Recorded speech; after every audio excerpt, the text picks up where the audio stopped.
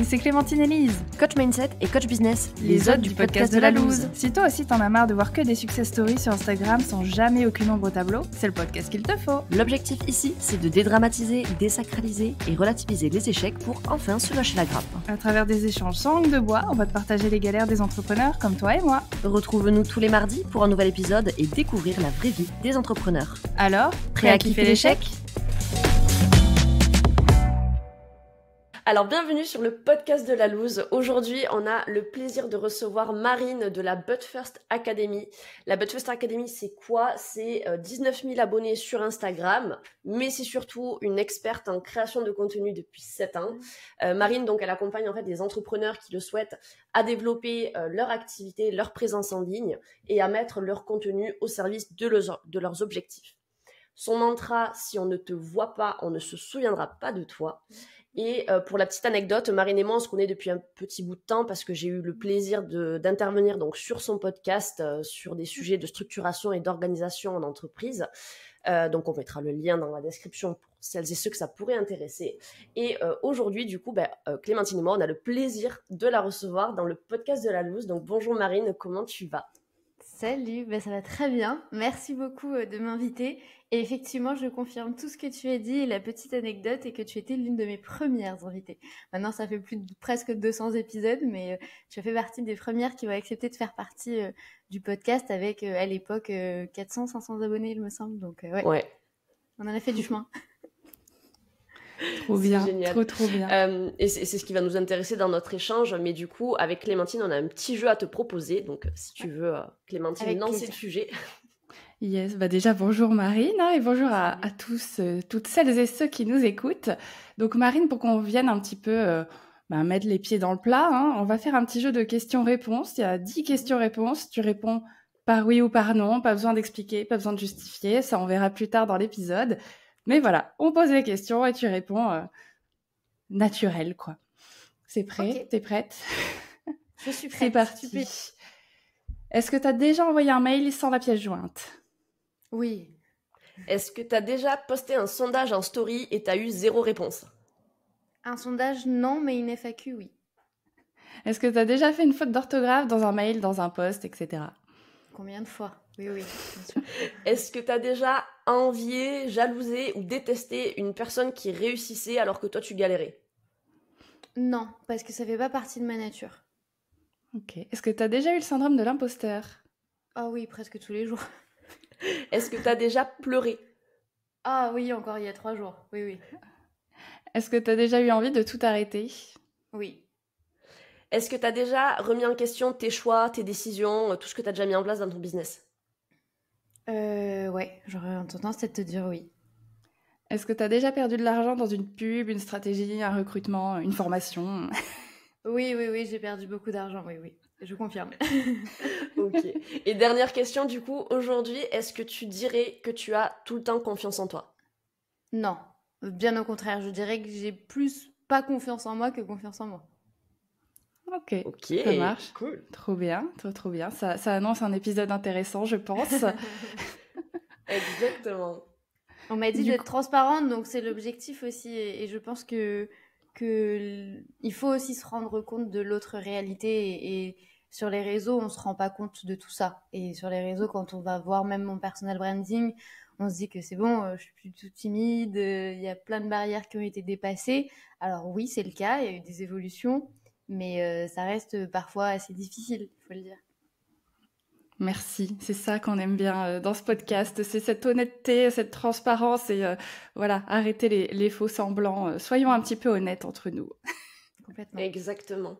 Et c'est ce qu'on mentionnait en introduction, c'est-à-dire que donc, la But First Academy, aujourd'hui, c'est 19 000 abonnés sur Instagram. Mais ça n'a pas toujours été le cas. Et effectivement, nous, quand on s'est rencontrés, donc t'avais pas une communauté aussi développée.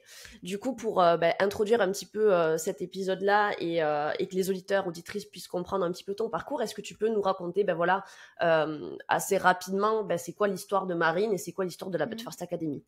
Ouais, je vais te faire un accéléré parce que sinon on peut rester là longtemps. Mais en gros, j'ai commencé en tant que blogueuse il y a maintenant 7 ans. Je ne me montrais pas, c'était mon petit jardin secret à moi. Même mes parents n'étaient pas au courant. Et petit à petit, l'aventure a fait que quelqu'un est tombé sur mon blog plusieurs fois d'ailleurs, et m'a contacté pour me demander s'il était possible que je fasse la même chose pour son site. Et première surprise de me dire, ça peut être un métier ça. Deuxième surprise de me dire, il va falloir que je monte une activité parce que j'ai quand même très envie de dire oui. Et de fil en aiguille, cette expérience, le bouche à oreille, le réseau a fait que cette petite expérience de rédaction web s'est transformée en freelancing, s'est transformée en agence.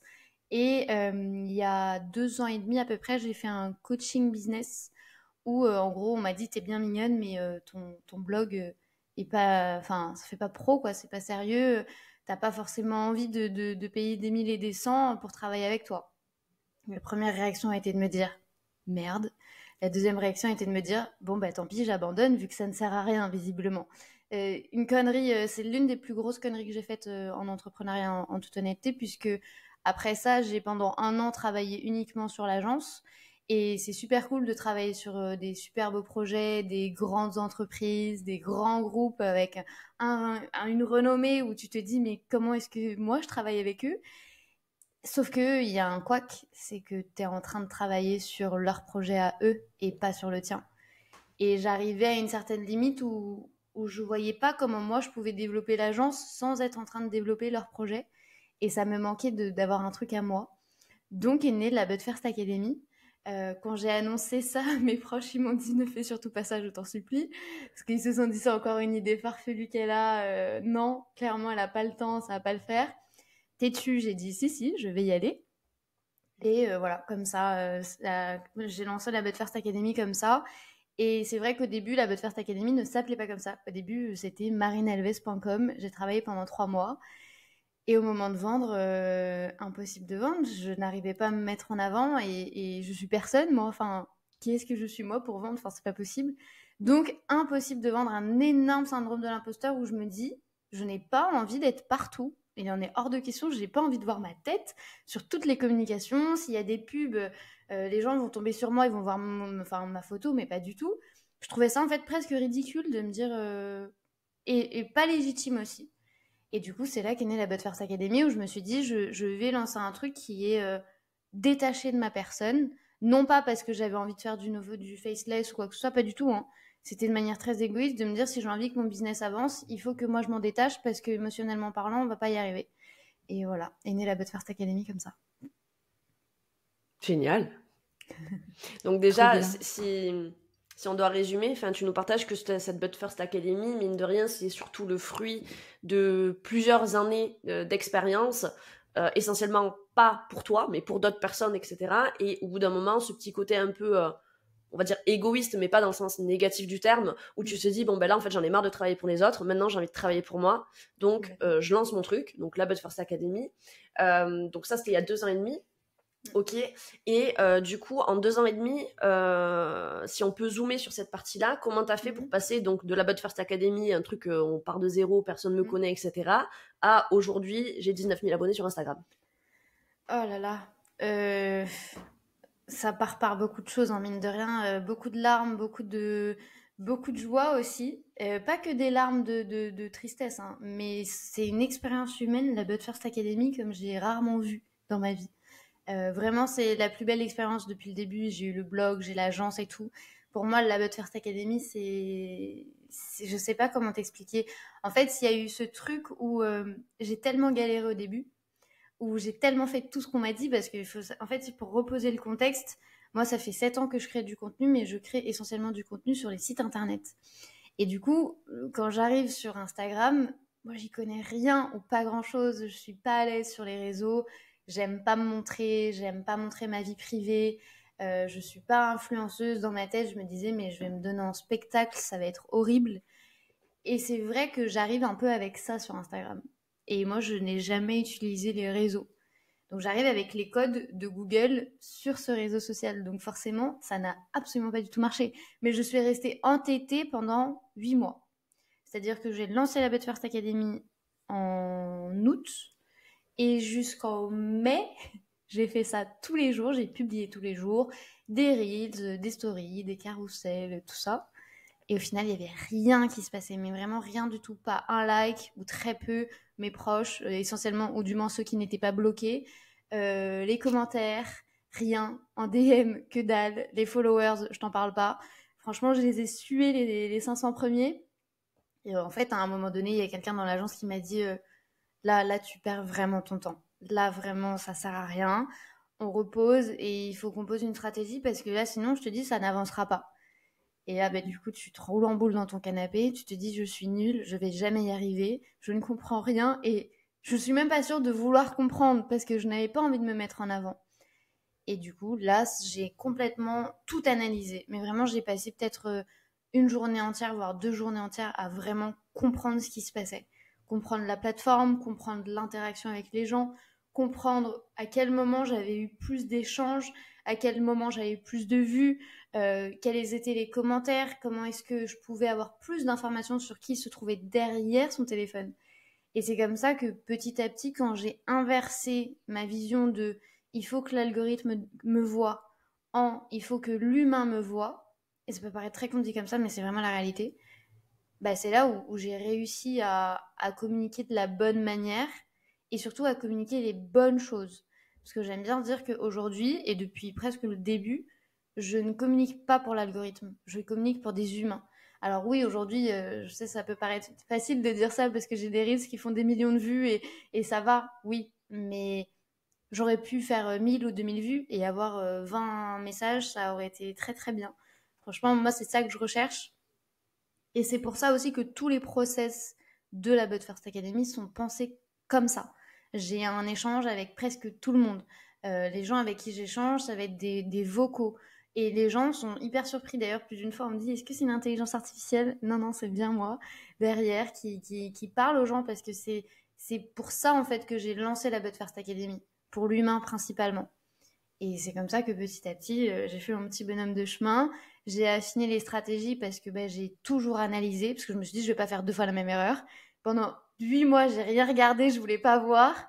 Là, je vais analyser, donc j'ai fait des tests pendant 1 semaine, puis je les ai allongés pendant 2 semaines, puis pendant 1 mois, jusqu'à réellement bien poser ma stratégie qui aujourd'hui, du coup, est le cœur. Et d'ailleurs, c'est le best-seller de la But First Academy parce que, en fait, j'ai tellement galéré que je sais ce que les gens sont en train de vivre quand tu galères. C'est trop bien. Trop bien. Du coup, Moi, pendant 8 mois, c'est ça. Pendant 8 mois, t'as galéré. Ouais. T'as galéré. Et à ces moments-là, tu t'es dit quoi ? Parce que t'as dit, ouais, je suis nulle, etc. Mais ça a été quoi le process un petit peu mentalement de se dire, j'avance pas ? Enfin, t'as dit que tu voulais pas trop voir non plus, qu'il y avait des choses à changer.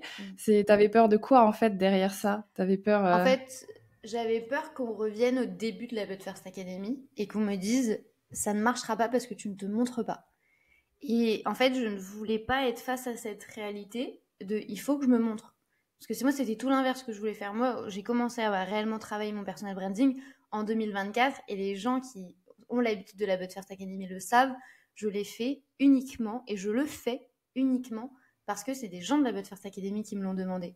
Sinon, je le ferai jamais. Enfin, moi là, je monte le Kilimandjaro. C'est très compliqué à travailler son personal branding, à avoir confiance en soi, à se montrer. Et du coup, je préférais ne pas le voir et de me dire, au pire des cas, ça marche pas. Le seul problème dans le ça ne marche pas, c'est que je n'avais pas le choix. Dans le sens où je savais pertinemment que les gens que je voulais toucher se trouvaient sur Instagram. Vous savez, la fameuse phrase où on vous dit toujours « il faut que tu sois où ta cible est ». Moi, les gens que je cible, ils sont sur Instagram. Donc, que je le veuille ou non, oui, j'aurais pu prendre d'autres chemins, aller sur Google, aller sur Pinterest, mais j'aurais mis beaucoup plus de temps. Et je le savais, parce que moi-même, je développais les projets d'autres personnes, donc j'avais complètement conscience que ce que je disais aux gens, il fallait que je me l'applique aussi à moi-même. Et j'aime bien que ce soit comme ça tout le temps dans la vie. Que ce que je te dise, c'est réellement ce que moi je fais. Du coup, j'avais pas le choix. Et j'ai continué et je me suis dit, il y a des gens qui y arrivent. Je suis pas plus bête que les gens. Je peux être plus timide, je peux être plus introvertie, parfois je peux faire des erreurs, ok, mais il y a des gens qui arrivent à dépasser cette peur. Et en fait, je me suis aussi beaucoup raccrochée à ces profils qui sont hyper inspirants, où de base, eux sont super timides, vont pas monter sur scène, ont très peur de la caméra. Et tu vois, rien que le fait de voir un peu les avant-après, les premières stories, les premiers posts, de dédramatiser un peu, j'ai dédramatisé avec moi-même et je me suis dit, ok, bon là, je sais que c'est peut-être pas ouf, ma première story est pas dingue, ma première communication, je t'en parle pas, mais par contre, je sais que demain, ça sera peut-être un peu mieux et après-demain, un petit peu mieux.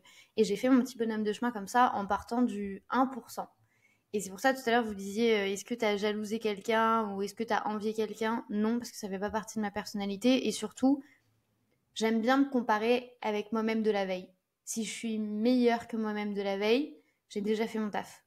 Et je dis pas ça du tout pour faire genre, hein, parce que je pourrais très bien vous dire, ouais, j'envie tout le monde et tout, pas du tout. Mais c'est que je suis pas comme ça, en fait. Je pars du principe qu'on se fait ses propres armes. Et je sais aussi que le succès ne tape à la porte de personne. Parce que la valeur de travail est très, très, très, très, très, très, très, trop importante pour moi pour juste me limiter et me dire, ah, il a de la chance. Il n'y a pas de chance en entrepreneuriat. Donc, Ouais, cette Trop question bien. sur l'envie, la jalousie ou peut-être même la haine envers quelqu'un que tu pourrais voir sur les réseaux sociaux, c'est surtout parce qu'aujourd'hui, si tu veux, quand on commence et qu'on est, on va dire, baby preneur, on a une facilité à se comparer sur les réseaux sociaux parce qu'on voit toutes les success stories, que ce soit sur Instagram, sur LinkedIn, etc., de gens qui ont déjà 10 ans d'expérience de plus que nous et qui racontent forcément leur réussite, qui font forcément des lancements à des dizaines de milliers, voire des centaines de milliers d'euros, etc. Et du coup, nous, on a cette facilité à forcément se comparer, à se dire, oh là là, cette personne, soit elle m'inspire trop, soit elle en fait trop, elle en fait des caisses, etc. Et c'est le premier faux pas. La première erreur qu'on peut faire en étant entrepreneur, c'est de suite de se comparer, même si c'est pas forcément volontaire. On a cette fâcheuse tendance à voilà, se comparer et pourquoi moi ça marche pas et pourquoi moi j'arrive pas, etc. Et en fait, on a tendance surtout à oublier que toutes ces personnes-là, elles ont eu un passé avant et que toutes ces personnes-là, et du coup, t'en es la preuve vivante, elles ont cravaché pendant 7 ans, elles se sont fait une expérience en agence, une expérience à titre personnel. Elles ont galéré pendant 8 mois à créer du contenu matin, midi et soir, à ne pas récolter une interaction. Et puis au bout d'un moment, elles ont compris leurs erreurs, tu vois. Et c'est ça qui est hyper inspirant, moi je trouve, dans ton parcours, c'est que t'as aucun mal à dire que, en fait, la Best First Academy, ça n'a jamais été comme ça, justement. Ah oui, non, il n'y a pas eu de encore succès heureux. du jour au lendemain, il y a eu justement tout ce processus et c'est ce qui est hyper intéressant dans ton histoire. Non, encore heureux. Et puis, en fait, je pense une croissance qui aurait été trop grande ou trop rapide, moi-même, j'aurais pas su l'accompagner. Mais juste pour nuancer ce que tu disais, c'est vrai qu'aujourd'hui, on voit beaucoup dans le contenu ce fameux storytelling où les gens sont partis de rien, voire pas de rien, mais de moins 10 000. Ils ont vécu les horreurs, et j'en suis désolée pour eux, hein. Mais ceux qui n'ont pas vécu ça, vous êtes tout autant légitimes. C'est-à-dire que plus d'une fois, moi, tu vois, je vais voir ces vidéos, je vais voir ces discours, et à chaque fois, je me dis, mais moi, alors oui, certes, parfois c'était difficile, et oui, j'ai aussi vécu des difficultés dans ma vie, comme tout le monde, enfin, ça fait partie de la vie, que tu sois entrepreneur ou non, ça fait partie de la vie, mais par contre, moi, j'ai pas la sensation d'avoir eu autant de trucs horribles, tu vois. Et c'est ok, en fait. Pendant très longtemps, moi, je me disais, mais moi, j'ai pas cette histoire à raconter, enfin. Moi, oui, certes, j'ai eu un déclic quand il y a eu un décès dans ma famille, mais enfin voilà, c'est pas non plus, c'est pas non plus, c'est le cycle de la vie qui veut ça, tu vois. Et du coup, c'est vrai que on peut rapidement se sentir un peu inférieur par rapport à ce qu'on peut voir parce qu'on va se dire, moi, j'ai pas une histoire aussi bien à raconter, moi, j'ai pas un truc aussi cool. Mais c'est ok. Moi, j'arrive aujourd'hui à créer un contenu avec un verre d'eau et je peux vous faire une analogie avec un verre d'eau. C'est pas grave. C'est pas pour ça que votre contenu va être moins intéressant. Ce qui va être intéressant, c'est votre personnalité. C'est pas que vous ayez trimé toute votre vie, que vous soyez parti de rien. Et je comprends que ça puisse inspirer, tu vois, parce que il y a aujourd'hui de grands entrepreneurs qui affirment qu'ils sont partis de rien, que leur vie a été très compliquée, qu'ils ont tout perdu. Et c'est ok, tu vois. Mais on n'est pas tous obligés d'avoir vécu la même chose pour réussir aussi. On a tous notre place. Donc, c'est important de le dire parce que de plus en plus, j'entends des discours de gens qui disent « Ah, mais moi, j'ai pas cette histoire. Moi, j'ai rien d'intéressant à raconter. » Et c'est OK, en fait. Il faut juste J'ai envie de dire heureusement, en fait. Hein. tourner un petit peu plus. Ah oui, J'ai envie de dire complètement, heureusement parce que Tu t'imagines, on aurait tous la même histoire, on s'en sortirait pas. C'est ça, et puis tu as envie de dire, en fait, tu te rends compte la course, enfin, à quel point on switch dans notre esprit de se dire, c'est con, j'ai pas eu de trucs super graves dans ma vie, j'ai pas eu de décès, genre toute ma famille, ou voilà, j'ai pas vécu dans la rue, du coup, j'ai rien à raconter, mais c'est fou, en fait, de se dire, s'il y a pas eu de drama dans ma vie, en fait, j'ai rien d'intéressant, c'est comme si j'avais rien accompli.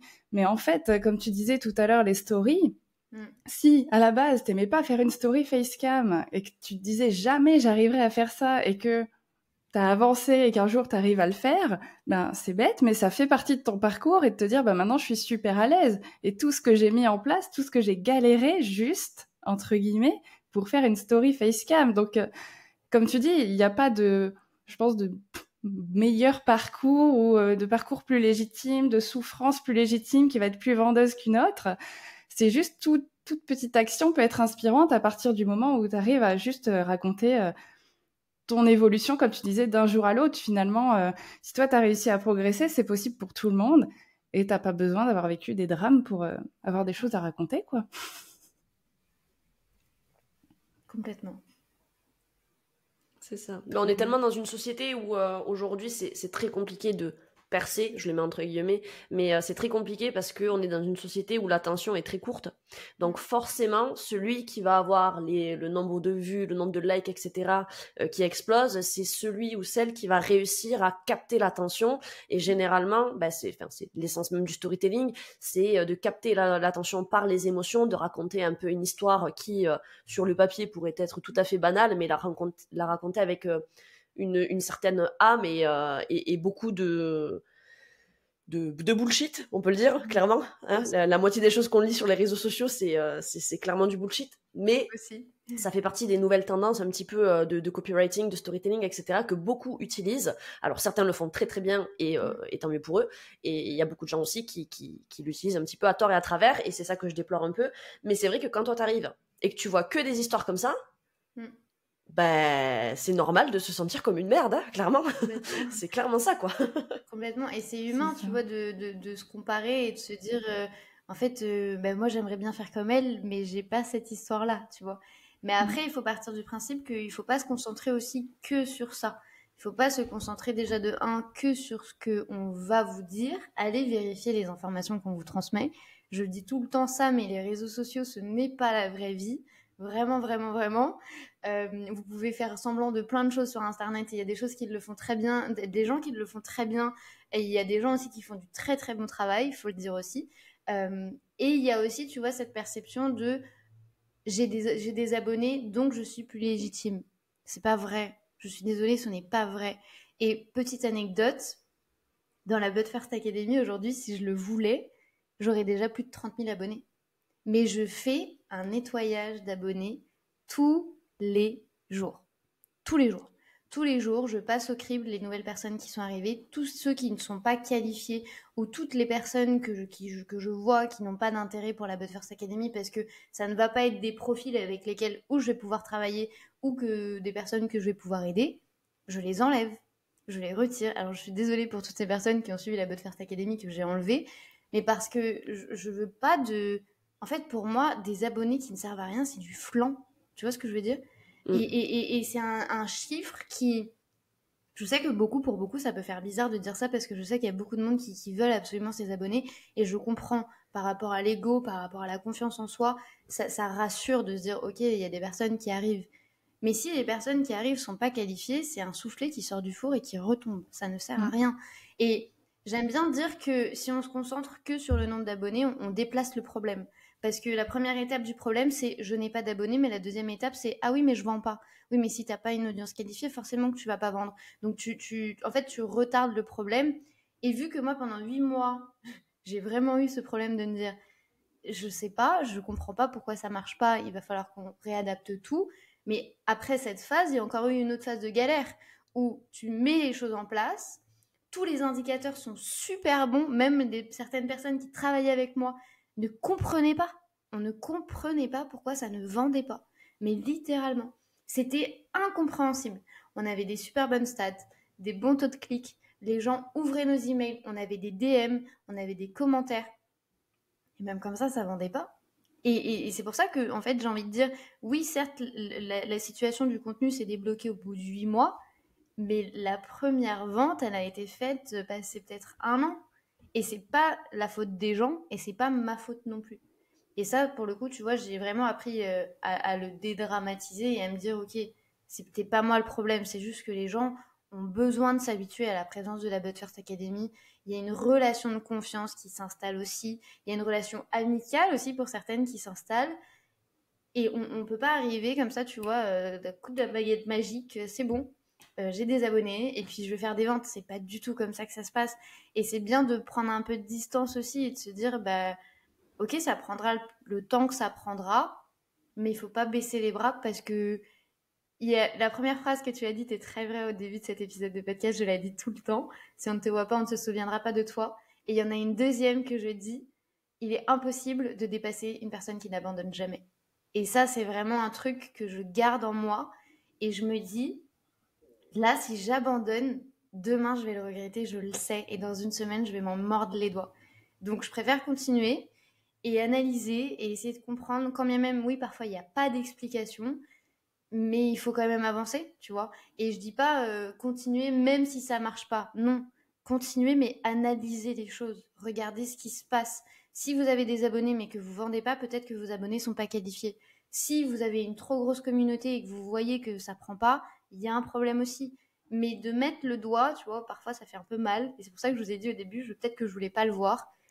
Et il y a beaucoup de choses au début que je ne voulais pas voir. Peut-être encore aujourd'hui. Parfois, je préfère me dire, bon, c'est pas grave, c'est pas grave. Alors On que verra si, plus tard. tu vois, parce qu'il y a un pansement qu'il faut. Ouais, voilà, c'est ça. C'est vraiment, bah, on verra demain. On verra dans un mois. Et puis, ces trucs que tu repousses dans la to-do list. Et après, tu te rends compte qu'il y a des choses qui sont très importantes à analyser. Avec les gens avec qui tu échanges, d'où viennent tes ventes, quel est le processus, quel a été le chemin que les gens ont fait. Et il n'y a pas de règle générale, tu vois. Moi, je pourrais très bien arriver et vous dire, bon, écoutez, alors le processus de la But First Academy, c'est celui-ci. Mais il n'y a pas de règle. J'ai des personnes qui vont acheter, passer 8 mois dans la newsletter, qui vont tout lire, avec qui je vais échanger des semaines et des semaines et des semaines en DM. Et un jour, il va y avoir cette communication qui va faire qu'ils vont acheter. Et il y a, par exemple, un mois de ça, il y a une personne qui s'est abonnée, qui a consommé un contenu gratuit et direct après qui a acheté. Donc, en fait, il y a un gap entre cette personne qui achète en 30 minutes et une personne qui achète en 8 mois. Mais ça, c'est juste le comportement humain. Et là, je me suis pas remise en question absolument à me dire, putain, mais pourquoi l'autre, j'ai vendu aussi vite et pas l'autre? Non, ça dépend des personnalités, ça dépend de la communication, ça dépend du lien de confiance qu'il faut créer. Et il faut pas oublier que nous, dans notre contenu, on a une histoire, mais les gens avec qui on échange, ils ont aussi une histoire. Et aujourd'hui, il y a des gens qui ont vécu des galères, il y a des gens qui se sont fait tromper sur Internet, il y a des gens qui ont déjà acheté des trucs pas ouf, ou des trucs qui n'ont pas fonctionné pour eux, ou des trucs qui ne convenaient pas à leurs problèmes. Donc en fait, il y a tout ce travail où on déconstruit beaucoup de choses. Moi, j'aime bien dire que dans la But First Academy, je dis pas que j'ai le malheur parce que c'est pas un malheur, mais en fait, je suis tellement humaine que c'est vrai que j'attire beaucoup de gens qui ont fait des erreurs dans leurs achats sur Internet. Et du coup, parfois, j'ai l'impression de passer plus de temps à créer une relation humaine et à rassurer que proprement parler à vendre, parce que la vente en découle. Mais je fais beaucoup ce chemin de comprendre qui est derrière, comprendre si elle a déjà été sensibilisée à la création de contenu, à Instagram. Aujourd'hui, tout le monde a déjà acheté une formation sur Instagram, donc c'est un constat. Et ça, il faut forcément le prendre en compte. Donc tu prends après des mesures. Puis petit à petit, tu évolues. Moi, ces idées-là, au début de la But First Academy, je les avais pas du tout. Enfin, moi, dans ma tête, je me suis dit, allez, c'est bon, j'ai trouvé la formule magique, qui n'est pas magique, mais j'ai trouvé la stratégie qui fonctionne, je vais la vendre et ça m'a marché. Mais après, il y a un autre problème. C'est pour ça que je dis, il faut pas déplacer le problème. Il faut pas avoir absolument vouloir des followers. Si on se concentre que sur ça, on voit pas le reste. Et c'est dommage, du coup.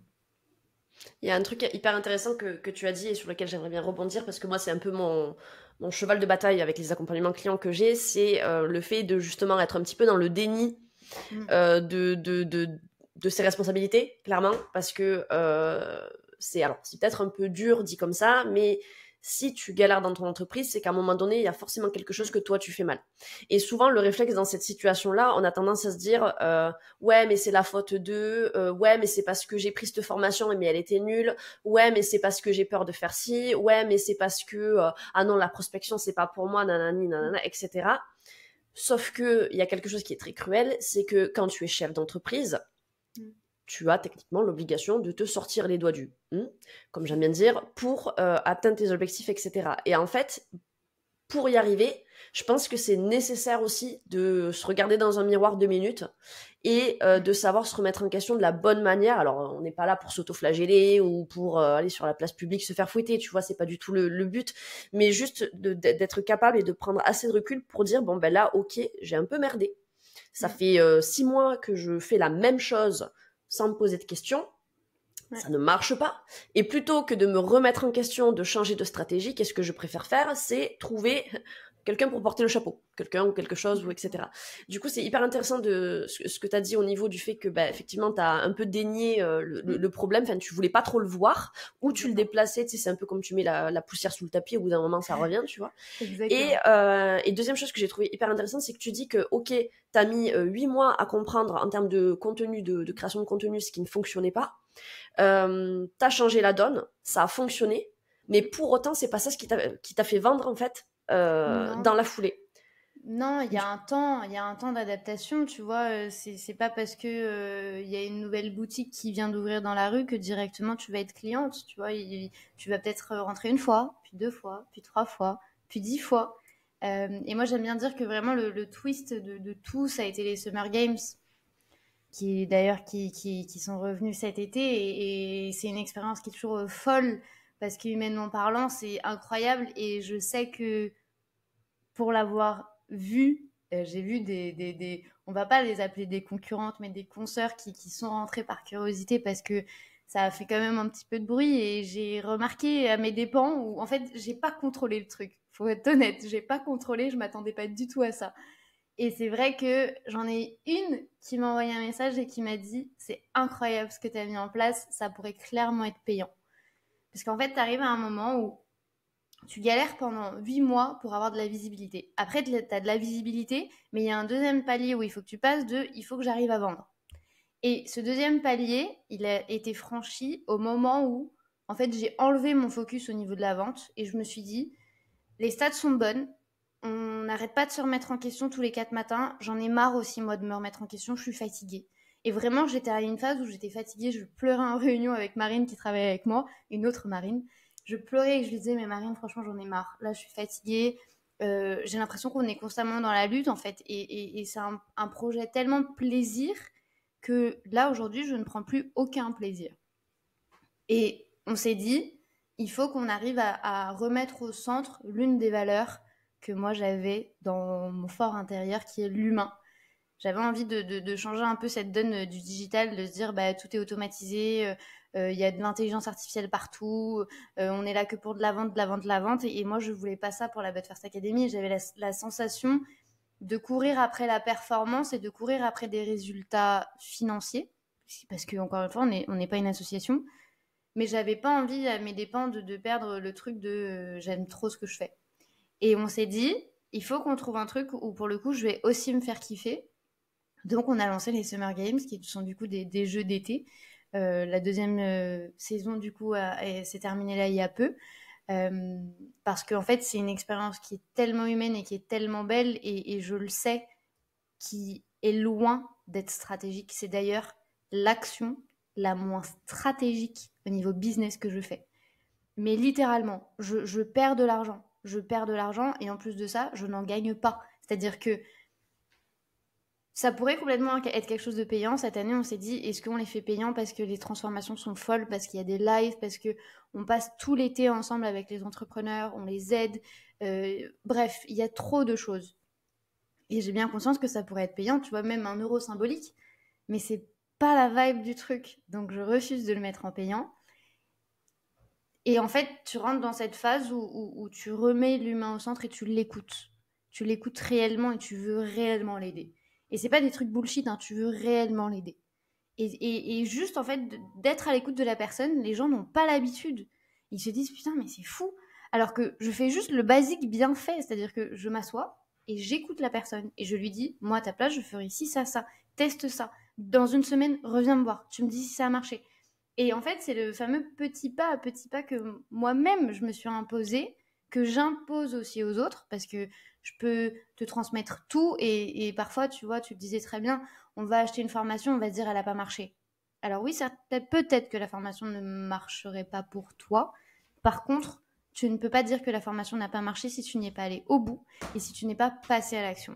Donc avec les Summer Games, l'objectif, c'était un peu aussi de se faire une place et de montrer aux gens que ce que j'étais en train de raconter, c'était vrai et que ce que j'étais en train de raconter, quand bien même c'était gratuit, les gens pouvaient avoir des résultats.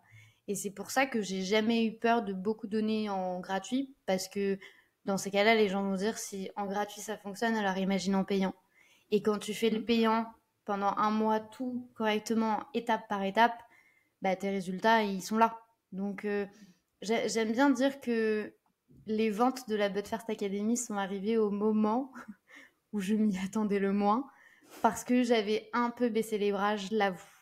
J'avais un peu abandonné et je m'étais un peu dit, bah, c'est pas grave, la But First Academy, s'il faut que ça aide l'humain, ça aidera l'humain et c'est pas grave. C'est pour ça que les prix ont été bas pendant très longtemps, c'est pour ça que j'ai fait en sorte aussi, moi, d'évaluer et dévaloriser un petit peu parce que j'ai galéré à vendre, parce que pendant un an, ça vendait pas, tu vois. Et ça, pour le coup, j'ai jamais honte de le dire. Et je pense que c'est aussi pour ça que ça motive les gens à venir dans la But First Academy, parce que je n'affiche pas des chiffres. J'ai fait des lancements à des millions. Je ne donne pas mes chiffres, tout simplement. Parce que je pars du principe que ce n'est absolument pas du tout pertinent, parce que je ne vends pas un résultat financier. Je vends un résultat lié à la création de contenu. Alors oui, va en découler des ventes, c'est sûr. Par contre, mes ventes à moi ne sont pas les tiennes et mes efforts à moi ne sont pas les tiens et mon background n'est pas le tien. Et je peux te dire aujourd'hui, oui, j'ai une entreprise à 6 chiffres, mais il m'a fallu combien de temps pour le faire? C'est pour ça que tu ne vois jamais l'information. Parce que je peux très bien te dire, alors tu vas faire 10 000 et tu vas facturer 100 000 euros cette année, tu verras. Oui, c'est vrai, je le fais depuis 2 années consécutives. Mais ça sert à quoi de le mettre en avant dans ma communication? À rien. À rien, parce que ça va pas vous avancer et ça va surtout pas vous motiver. C'est ça le pire. C'est que ça va faire peut-être l'effet inverse de dire putain, j'ai pas envie de galérer autant pour y arriver. Tu vois? C'est ça, ou la culpabilité, s'ils y arrivent pas, de se dire punaise, mais elle y arrive, elle nous vend un truc où on est censé y arriver et on n'y arrive pas, donc c'est vraiment qu'on est des grosses merdes. Mais ce qui est intéressant, c'est que tu dis que finalement, en lâchant prise, en abandonnant un petit peu, t'as juste reconnecté avec le kiff de partager avec les gens. Et c'est à ce moment-là, en fait, en reconnectant tout simplement avec une de tes valeurs principales, que bah là, ça a fonctionné, parce qu'en fait, t'étais peut-être un peu... t'avais baissé la garde, t'avais baissé la pression, et du coup, t'étais juste toi, genre, allez, on se fait un kiff et on verra ce qui se passe. Et au final, ça a beaucoup plus fonctionné que d'essayer de suivre un peu ce qu'on dit de faire. Ah bah tiens, faut faire ci, tiens, faut faire ça, parce que il paraît que c'est comme ça que ça marche. Mais c'est intéressant d'entendre ça. Et j'adore le côté petit pas. Enfin, ça, c'est ce que je dis de toute façon en coaching. Je pense qu'on a toute ce truc de fais des petits pas. Et comme tu dis, moi, je peux te donner tous les conseils du monde. Je peux t'aider, te pousser aux fesses, être ta fan numéro 1. Si derrière, toi, tu mets rien en place et que tu le refais pas encore et encore pour te prouver que toi, t'es capable, derrière, il se passera rien. Donc, c'est ça, prendre sa responsabilité, c'est très dur. C'est très, très dur de prendre sa responsabilité dans son business, dans sa vie, mais... Ah oui, complètement. Et puis tu vois, même je le vois encore aujourd'hui, et j'en veux pas du tout aux gens, parce que encore une fois, il y a ce fameux j'ai pas le temps, ou je ne peux pas, ou je le ferai demain. Mais par exemple, en DM, moi sur Instagram, il y a beaucoup de gens avec qui j'échange, et pour moi, c'est important que, en fait, j'aime bien dire qu'à partir du moment où tu fais partie de la But First Academy, ton business devient un peu le mien, parce que je dois faire en sorte que tu y arrives, pour que moi je puisse aussi avoir des résultats à montrer et légitimer aussi ce que je te montre. Donc avant ça, il y a vraiment un sas généralement de discussion où je vais échanger avec la personne, je vais comprendre ses objectifs, ce qu'elle a déjà mis en place, etc. Et ça m'arrive plus d'une fois de voir que ou c'est pas le bon moment pour la personne, ou que sur l'élément qu'elle est en train de me mettre en avant, je vais pas être la meilleure personne pour elle. Du coup, ça m'arrive, tu vois, de donner parfois des petites techniques, de dire, bah voilà, là, tu vois, j'ai vu sur ton profil que tu faisais ça. Juste, essaye de faire ça pendant une petite semaine et tu me dis. Et généralement, bon, je le fais pas souvent parce que j'ai vraiment pas le temps, mais il m'est déjà arrivé, tu vois, de vouloir reconnecter avec la personne, ou parce que la personne, elle a réagi à une des stories, ou parce qu'entre-temps, elle a renvoyé un message, ou elle a participé à un sondage. Et du coup, je vais redemander à la personne, alors, et du coup, t'as réussi à mettre en place, est-ce que t'as vu une différence? La personne n'avait rien fait. Et pour autant, tu vois, je lui ai donné un truc qui est gratuit. Il y a tellement de podcasts, il y a tellement de livres, il y a tellement de contenu sur YouTube, partout, partout, partout, et que les gens n'appliquent pas, mais d'un côté, j'ai envie de te dire, tant mieux. Parce que si tu vas piocher un peu de la stratégie à droite, un petit peu de la stratégie à gauche, un petit peu de la stratégie chez ABCD, bon, au final, tu vas faire ton melting pot, mais tu vas perdre du temps. Et c'est pas sûr que ce soit logique, c'est pas sûr que ce soit adapté à tes objectifs, et c'est pas sûr que ce soit adapté à toi. Je vais vous donner un exemple très concret, celui des mèmes. J'adore les mèmes. Ça m'éclate les mèmes. Ça fait partie de ma communication depuis maintenant 1 an. Ouais, 1 an et quelques. J'aime beaucoup ça parce que je trouve que ça, en fait, c'est vraiment dans la vibe de ma personnalité. J'adore rigoler et c'est aussi dans la vibe de la But First Academy de dédramatiser le truc. Genre, c'est bon, lâchons-nous la grappe, quoi. Et je trouve qu'il n'y a pas mieux que le mème pour ça. Il s'avère que les mèmes sont un format parfait pour gagner en visibilité. Encore une fois, je n'ai pas de baguette magique, c'est quelque chose que je n'ai, encore une fois, pas contrôlé. Moi, de base, je veux juste mettre en avant la personnalité de la But First Academy. Ça prend une ampleur de dingue, mais je comprends qu'il y a des limites à cette ampleur. Et je comprends qu'il y a des limites à ce format-là, que ce soit tant par rapport à la visibilité, tant par rapport à la stratégie que l'on veut mettre en place. Le problème étant, c'est que moi j'en ai conscience et j'ai adapté ma stratégie telle que, aujourd'hui, je ne vais garder que le positif des mèmes au plus possible que je puisse le contrôler. Mais il y a des gens, du coup, qui vont tomber sur le compte de la But First Academy, qui vont se rendre compte que les mèmes fonctionnent super bien, et c'est le cas, ceux qui vont se limiter à ça. Et ils vont se dire, ça ne marche pas, ou c'est pas pro, ou ça n'a pas marché de mon côté, ou ça ne m'a servi à rien, ou je trouve que c'est bébé, ou oui, les tendances, j'aime pas. Moi non plus, j'aime pas les tendances. Je vous mets au défi d'aller sur Instagram, sur le compte de la But First Academy, rechercher une tendance. À moins que j'ai anticipé la tendance, parce que c'est déjà arrivé, même dans l'Americano, du coup, qui sont les templates de même, il est déjà arrivé que les gens me disent « Mais putain, ce truc, il était au mois de janvier, il sort que maintenant au mois de mai. » Oui, mais parce que, en fait, c'est de la stratégie. C'est simple, c'est une stratégie derrière. Et si tu ne vois pas ça, eh ben, tu fais une erreur. Tu fais cette erreur de te dire « Je vais prendre un peu de miettes à droite, un peu de miettes à gauche. » Ça va pas marcher comme ça. Il faut vraiment... Je dis pas de vous fier juste à une seule méthodologie parce que c'est bien de se nourrir aussi et de voir ce que fait A, ce que fait B. Et je sais que j'ai une stratégie qui est complètement différente de beaucoup. Mais par contre, de l'adapter à soi et de se lâcher la grappe, en fait. Littéralement, parce que je me suis vraiment rendu compte qu'au plus on se met la pression par rapport à la vente, au moins on vend. Au plus on se met la pression sur la visibilité, au moins on est visible. Au plus on va se mettre la pression sur il faut absolument que je signe tel contrat. Je peux vous assurer, vous le signerez pas. C'est bizarre à dire comme ça, parce que du coup... c'est un peu genre en mode petit bonheur la chance, mais pas du tout. C'est juste une question d'énergie. Et c'est pour ça que je dis tout le temps, si t'as pas envie de créer du contenu, quand bien même c'est contre ce que moi je vends et ce que moi je crois, le fais pas. Ne crée pas de contenu si aujourd'hui vous êtes dans une situation où vous avez la flemme, vous en avez marre, vous avez pas envie et ça fait un petit temps que vous traînez le truc, pas en mode une flemme genre du mardi matin, genre j'ai pas envie de créer mon contenu, non pas cette flemme-là. Mais si ça fait 3 semaines, 1 mois où vous sentez que vous forcez un petit peu, arrêtez parce que déjà de 1 ça va se ressentir, de 2 ça va vous dégoûter et de 3 vous n'aurez pas de résultat. Prenez de la distance et revenez quand vous allez bien. Parce que c'est réellement comme ça. Le contenu crée une relation avec les gens. Et c'est hyper marrant parce que hier, j'échangeais avec une personne en visio. Je ne connaissais pas son histoire, elle ne connaissait pas mon histoire. On s'est retrouvés à avoir presque le même vécu, de quitter Paris, de sentiments d'étouffement, etc. Mais vraiment, on n'a pas la même vie, mais c'était le fond, la base de la vie était la même. Et on s'est regardé toutes les deux à la fin, on s'est dit c'est quand même fou. Parce que moi, j'ai eu envie de venir à travers la But First Academy parce que j'ai senti la transparence du truc et j'ai senti une vraie bienveillance humaine.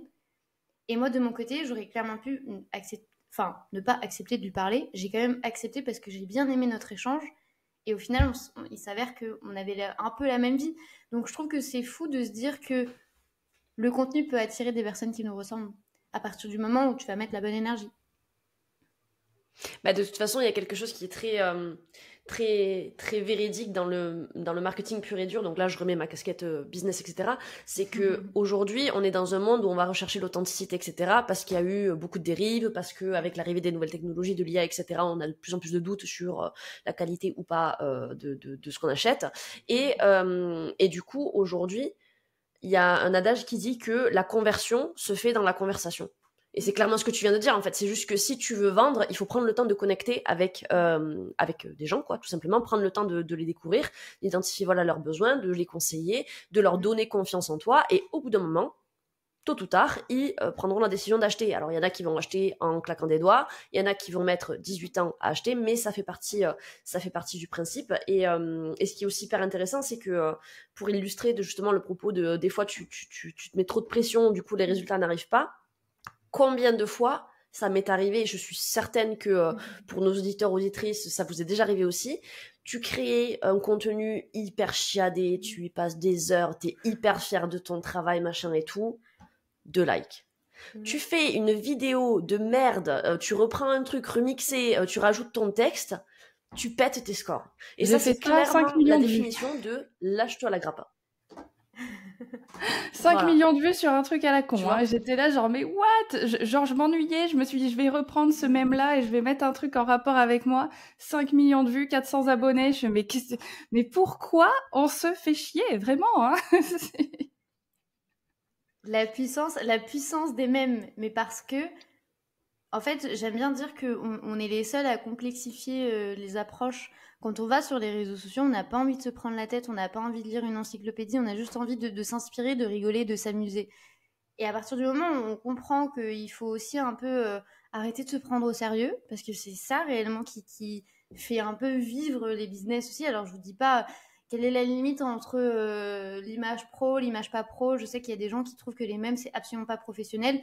Bah écoutez les gars, moi c'est ce qui a aussi un peu twisté la But First Academy. C'est ce qui me permet aujourd'hui de connecter vachement avec les gens parce que les gens rigolent, les gens m'envoient des messages en mode putain mais c'est tellement vrai, c'est exactement ça qui m'est arrivé.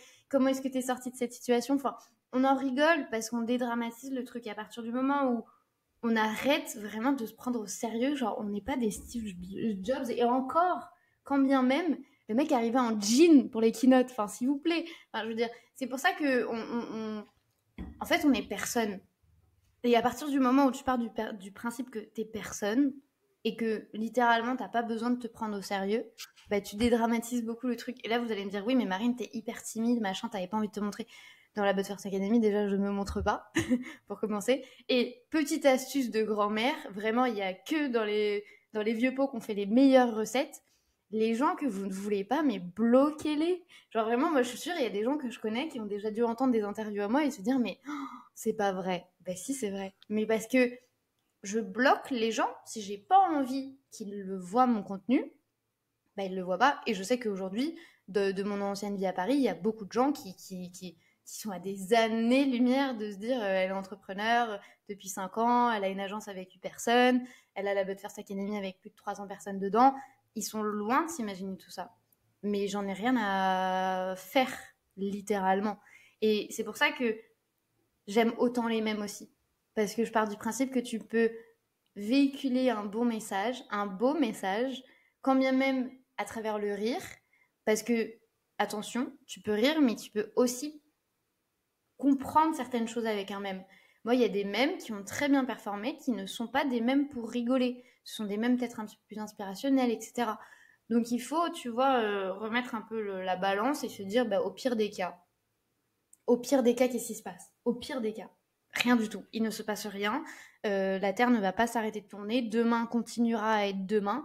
Et au pire des cas, toi, tu as testé un nouveau truc. Et c'est exactement comme ça qu'en fait sont rentrés les mèmes dans ma vie. Aujourd'hui, c'est voilà, ça fait partie je les aime trop. C'est une love story. Vraiment. Ah ouais, mais presque, parce que vraiment, je dis pas que je défends les mêmes à tout va, parce que je sais que pour beaucoup ça ne fonctionne pas et je sais que ça peut être très frustrant. Mais j'aime bien ce côté où tu genre te lâches la grappe. Un mème, ça prend 1 minute 36 à être créé. Et Lise en est la preuve. Clémentine, pardon, en est la preuve. Mais ça prend vraiment que quelques minutes à être créé. Et pour autant, les résultats sont très bons. Parce qu'il faut arrêter de se dire, il faut travailler très dur pour avoir de très bons résultats. C'est quand tu passes beaucoup de temps sur un Canva ou un carrousel que en fait, tu développes une frustration. Enfin, en fait, je pense que tu développes une attente de te dire ça fait tellement longtemps, j'ai tellement travaillé le truc et tout, qu'au final, bah, t'es hyper déçu du résultat parce que les carousels aujourd'hui sur Instagram, à moins d'avoir une très bonne stratégie de carrousel, encore une fois, ou sinon ça performe pas. Donc, tu vois, il y a 2 poids 2 mesures, il faut faire attention aussi aux intentions qu'on pose avec le contenu, parce que sinon on développe une frustration, hein. Comme moi au début, je crée des reels, les gars, moi la vidéo ça me saoule quoi. Et puis petit à petit, tu te dis, bon, on va essayer de comprendre le truc. On va essayer de comprendre une stratégie. Et aujourd'hui, sur Instagram, moi j'ai une stratégie de mème, j'ai une stratégie de Reels, j'ai une stratégie de carousel et j'ai une stratégie de stories. Parce que ça ne fonctionne pas de la même manière. Et juste en fait de prendre conscience de ça, tu te dis, ok, bon bah du coup je vais poser le système des Reels, je vais poser le système des carousels, en story je vais poser également mon truc et je vais comprendre ce qui se passe derrière. À partir du moment où tu comprends, tu simplifies et c'est beaucoup, et ta vie est beaucoup mieux comme ça. Parce que du coup t'arrêtes de te prendre la tête quoi. Et t'arrêtes aussi, tu vois, de te flageller, de te dire putain mais moi j'y arrive pas, les autres ils ont des trop bons résultats et pas moi, les autres ils font du trop bon contenu et pas moi. Bah non, à partir du moment où tu sais pourquoi tu le fais et que t'as posé ton truc, bien plus simple, bien plus simple. Bah, je pense qu'il y a un petit effet pas un effet de mode, mais en gros, quand tu te lances, t'as tellement envie de bien faire que du coup, tu vas aller chercher des infos à droite à gauche, comme tu disais, tu vas télécharger 18 lead magnets, tu vas regarder, tu vas suivre plein de comptes, etc. Tu vas essayer de mettre un petit peu tout en place, etc., sans vraiment aller au bout des choses. Tu vas vite te décourager. Enfin, vite, tout est relatif. Tu vas te décourager, et c'est là où tu vas avoir cette bascule de te dire, bon, en fait, j'en ai marre de trop réfléchir, de trop machin, ceci, cela. C'est là où tu vas te lâcher la grappe et c'est là où tu vas commencer du coup à avoir plus de visibilité, plus vendre, etc. Et ce qui est très important que t'as mentionné, c'est que en fait, chaque format, là on parle d'Instagram essentiellement, mais chaque canal de communication, chaque format, etc. ont un objectif spécifique, tu vois. Tu parlais des mèmes. Les mèmes, on va aller chercher de la visibilité. On va pas aller chercher de la conversion et de la vente avec des mèmes, en fait. Et il y a beaucoup de gens qui font l'amalgame en train à se dire, ben en gros, voilà, je vais avoir plein de vues, donc les gens vont acheter. Non. Tu vas avoir plein de vues, c'est cool, tu vas avoir de la visibilité. Point. Si derrière, t'as rien qui est mis en place pour convertir, fidéliser, attirer de la confiance, etc., ça n'avancera pas. Et du coup, c'est ce que s'il y a quelque chose, enfin pour ma part, s'il y a quelque chose à retenir de cet épisode avec toi, c'est vraiment de comprendre que la visibilité ne veut pas dire conversion, que tout prend du temps et juste faire les choses un peu de manière intentionnelle. Et là, vous verrez déjà une première différence entre vos résultats d'aujourd'hui et ceux que vous pouvez avoir demain. Complètement. Et il y a un truc aussi, se dire que c'est pas du jour au lendemain. Aujourd'hui, c'est beau, tu vois, de voir une belle vitrine. Ok, trop cool, plus de 19 000 abonnés, c'est trop bien. Mais en fait, il faut pas se limiter que à ça. C'est-à-dire qu'il y a eu beaucoup de sueur et beaucoup de larmes derrière. Alors, de larmes aussi, parfois de joie. Parce que du coup, je veux parler des Summer Games. C'est vrai que les Summer Games m'ont vraiment fait pleurer de joie. Je vais le dire aussi. Parce que bon, on pleure pas que dans la souffrance. Mais c'est vrai que pendant plusieurs fois, j'ai eu envie d'abandonner. Parce que tu te dis, en fait, ça sert à rien. Ça sert à rien ce que je fais. Et en fait, quand tu te raccroches à l'humain et que tu te rends compte des relations humaines que tu crées avec les gens, pour moi, ça me nourrit, ça me suffit. Et pour d'autres, tu vois, ça suffirait pas du tout. Et il faudrait trouver une autre motivation derrière, qu'elle soit tant par rapport aux abonnés, par rapport à la visibilité, par rapport à la portée, à tout ce que vous voulez. Moi, je me suis raccrochée à l'humain. Parce que je suis partie du principe que je pouvais pas arriver... En fait, j'aime bien cette comparaison. Mais c'est comme si, par exemple, vous allez dans un café et vous avez votre meilleure amie d'enfance qui est là, que vous connaissez depuis 15 ans, que vous avez partagé toute votre vie et elle sait tout de vous.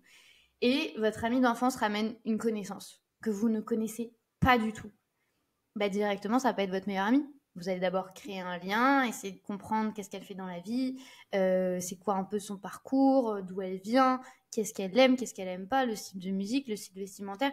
Vous allez tout analyser, puis la deuxième fois, quand elle va venir, vous serez peut-être un petit peu plus à l'aise. « Ah, salut, tu vas bien, je suis contente de te revoir, blablabla. » Passez 10 fois, 15 fois, 20 fois, ça va devenir votre amie. Le contenu, c'est exactement la même chose. Et c'est pour ça que j'ai autant dédramatisé avec la But First Academy, parce que déjà, de 1, quand je me lance, tout le monde me dit de pas le faire. De 2, j'ai bien conscience qu'il y a beaucoup de concurrence et qu'il y a beaucoup de gens qui travaillent très bien et qui font très bien les choses et qui sont déjà en place. Et du coup, moi, j'arrive comme un cheveu sur la soupe. Salut, j'arrive après la guerre. Un peu comme d'hab, j'arrive toujours après la guerre. Là, je suis dans ma phase de TikTok, alors que TikTok, ça fait déjà 3 ans que, pour vous donner un peu une mesure.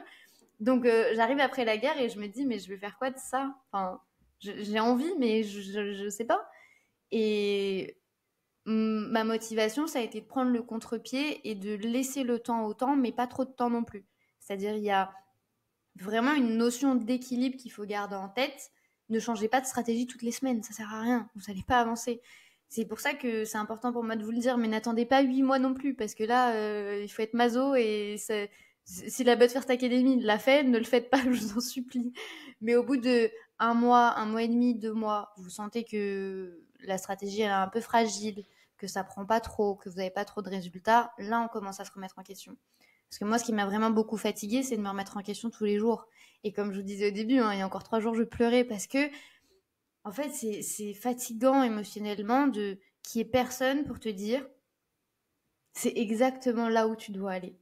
Et moi, c'est ça qui me fatigue le plus en entrepreneuriat, c'est savoir est-ce que je prends les bonnes décisions, est-ce que je signe les bons contrats, est-ce que je fais bien les choses, est-ce que si je monte ce truc, est-ce que c'est assez pédagogique. Hier, je parlais avec quelqu'un, je restais 1 heure en visio, mais vraiment le truc le moins stratégique de la Terre. Je ne lui ai rien vendu, c'est juste de l'échange humain. Les Summer Games, c'est pareil, c'est de l'échange humain. Et je sais que c'est pas stratégique, et je sais que beaucoup de coachs business m'ont déjà dit arrête, arrête, mais je n'y arrive pas parce que ça fait partie de mon essence et ça fait partie de l'essence de la But First Academy. Mais, et il y a un mais, ça ne pourra pas être mon moteur toute ma vie parce que c'est très énergivore. Et du coup, en fait, t'es constamment dans ce truc de je donne beaucoup, mais d'un côté, je donne pas assez. Et d'un côté, est-ce que je fais les bons choix? Et d'un côté, ok, là, j'ai 19 000 abonnés, mais imagine, là, mon taux de conversion, peut-être qu'il est pas assez bon, peut-être qu'il est trop fort. En fait, t'es constamment dans ce truc de... Et parfois, t'es fatigué. Et la fatigue est le pire ennemi de l'entrepreneur, en tout cas, selon moi. Et c'est vrai que parfois, c'est pas évident. C'est pas évident d'avoir ces casquettes-là. Et c'est encore moins évident, et c'est pour ça que je fais toujours très attention à ce que je dis et que je vais être toujours hyper transparente avec les gens. Parce que sur les réseaux, tu vois un compte à 19 000, tu vois Marine qui travaille son personal branding, qui fait des shootings pro, qui fait des stories face caméra maintenant. Ouais, mais l'énergie que ça m'a demandé derrière, ouais, c'est le Kilimandjaro. Et c'est vrai qu'aujourd'hui, le chemin n'est pas plus facile. Le chemin est juste différent. Il y a différents défis, différentes difficultés. Et c'est important, en fait, juste de garder en tête que ce que vous voyez sur les réseaux, oui, c'est très beau et oui, c'est des expériences qui sont super cool humainement parlant et même qui doivent nourrir d'autres personnes de manière financière, etc. Liberté géographique. Mais derrière, il y a aussi des challenges et des défis qu'il faut avoir en tête. Parce que sinon, tu tiens pas. Littéralement. Et justement, est-ce que tu aurais un conseil? Parce que tu dis, des fois, t'es fatigué, genre t'en peux plus, un conseil pour prendre soin de soi? Qu'est-ce que tu fais quand justement t'es fatigué? Parce que moi, je suis le côté mindset du podcast. Et donc, qu'est-ce qu'on fait quand on est fatigué et qu'on va craquer justement et qu'il faut faire quelque chose? Alors, je ne sais pas si je suis la bonne personne pour répondre à cette question, parce que moi, j'ai cette fâcheuse tendance à aller trop loin. Ouais, à aller trop loin. J'ai souvent tendance à me brûler un peu les ailes et à tirer la sonnette d'alarme quand c'est un peu tard. Avec les années, en fait, je suis partie d'une phase où j'étais l'esclave de mon business, où je travaillais 15 heures, voire 20 heures par jour. Pendant très longtemps, ça a été comme ça. Après, mon entourage m'a dit ça suffit, parce que là, c'est trop.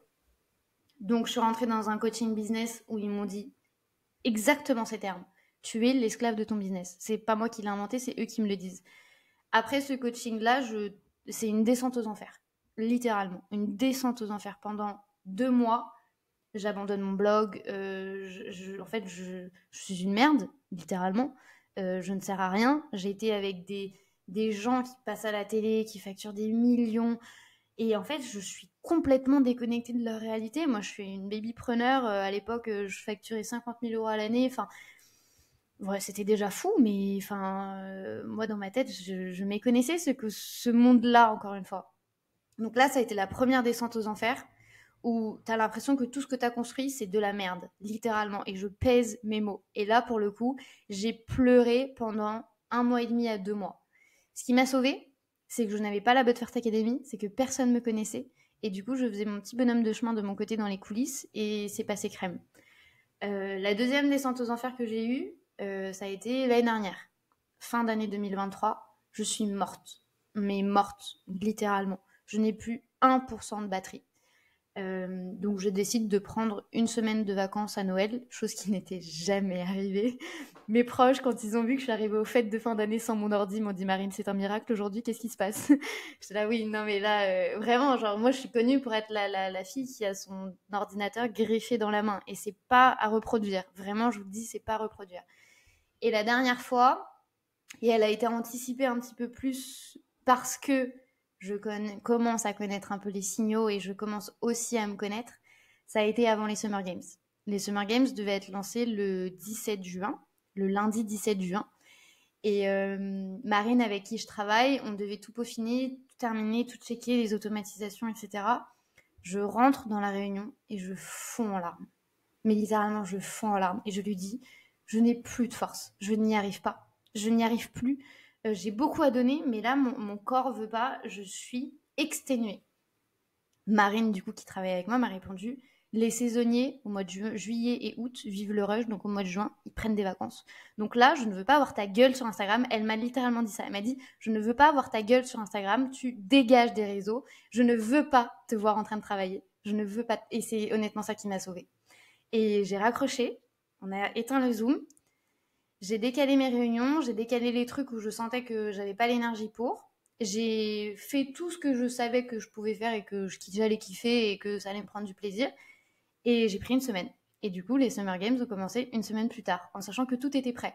Mais elle m'a dit, tu ne peux pas rentrer dans une saison Summer Games de manière tellement intensive que c'est, tellement... Parce qu'on les connaît, les Summer Games, maintenant, on sait le poids que ça fait, même au niveau humain. Au niveau humain, c'est beaucoup de monde, c'est beaucoup de questions, c'est trop. Et je savais que j'allais pas avoir les épaules pour, et en fait, j'ai eu peur. Déjà, j'avais peur par rapport aux Summer Games de la 2e édition, parce que je ne savais pas si j'allais les faire, parce que la première saison avait été tellement bien que je me suis dit, la 2e saison, je ferai pas mieux. Donc il y avait cette pression émotionnelle de me dire je vais me planter, les gens m'attendent au tournant, les gens me demandent, j'aurais préféré que les gens me demandent pas, comme ça je serais allée peut-être plus tranquille. Donc au début c'était un non catégorique, après ça a été un peut-être, et après ça a été un oui, mais ça a été un process. Et en fait avec cette peur et cette appréhension, je me suis aussi moi beaucoup monté la tête, et du coup j'avais peur. Et je suis arrivée en réunion et je lui ai dit je vais pas y arriver, et du coup on a coupé. Et c'est comme ça, du coup, que maintenant, je sais quand il faut s'arrêter. Mais encore une fois, c'est pas ma décision. C'est souvent les autres qui me disent Marine, attention. Marine, oulala, là, c'est trop. Parce que je suis une passionnée. Et du coup, c'est très compliqué de...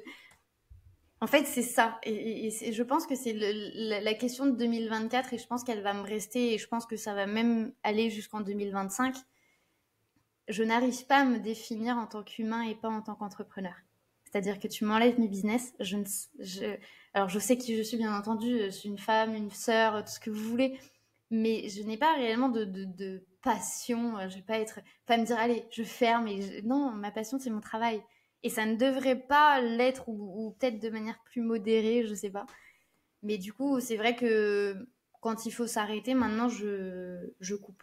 C'est-à-dire que je disparais de partout. Les personnes qui sont très proches de moi le savent sur Instagram, j'arrête de répondre. je mets plus de story, je mets plus de contenu, je mets plus rien. Parce qu'encore une fois, si je vous dis de pas le faire, je vais pas le faire non plus. Si je vous ai dit tout à l'heure que si vous ne vous sentez pas, ne créez pas de contenu, je me l'applique aussi à moi-même. Je vous dis pas des trucs juste pour faire beau, quoi. Enfin, moi, je le fais aussi. Parce que c'est important et parce que c'est aussi comme ça que je me connecte à l'humain. Parce que si je suis trop loin, et ça a été une des peurs que j'ai eues dans la But First Academy, si je suis trop loin de la réalité des gens, comment est-ce que je fais pour parler avec les gens? Si je me mets dans la tête que j'ai 19 000 abonnés alors que je passe ma vie à parler avec des gens qui galèrent à trouver des abonnés, qui galèrent en visibilité, qui veulent toucher ces fameux trucs de on a reçu dans la But First Academy, moi aussi j'ai envie, mais j'ai plus cette réalité-là, donc je fais comment? Du coup, à chaque fois, je redescends de 10 étages, de niveau, et j'essaye de me remettre dans... Et cet exercice de on se remet dans la Marine d'il y a quelques mois, bah, c'est fatigant aussi. Et du coup, j'aurais tendance à dire que je coupe tout, littéralement, et je fais que les trucs qui me plaisent. Là, je pense que ça va être peut-être un petit peu plus long que les autres fois, parce que là, je sens que c'est même mon corps qui lâche un petit peu. Mais encore une fois, parce que c'est de ma faute, le rythme est trop poussé, le rythme est trop intensif. Prenez des vacances, je vous en supplie, prenez des vacances parce que c'est quelque chose que je veux m'imposer à moi-même. Commencer l'année avec des phases où on se dit, ok, à telle date, je vais avoir tel truc, une semaine, 2 semaines avant, on pose des vacances parce que moi, je regrette de ne pas l'avoir fait.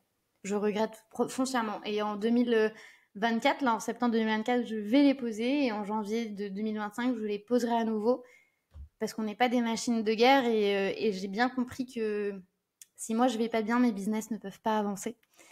Et quand bien même on lit cette fameuse phrase « Vous êtes le moteur de votre business, si vous n'allez pas bien, vos business ne vont pas bien », tu te dis toujours « Ouais bon, allez c'est bon, tu repasseras demain ».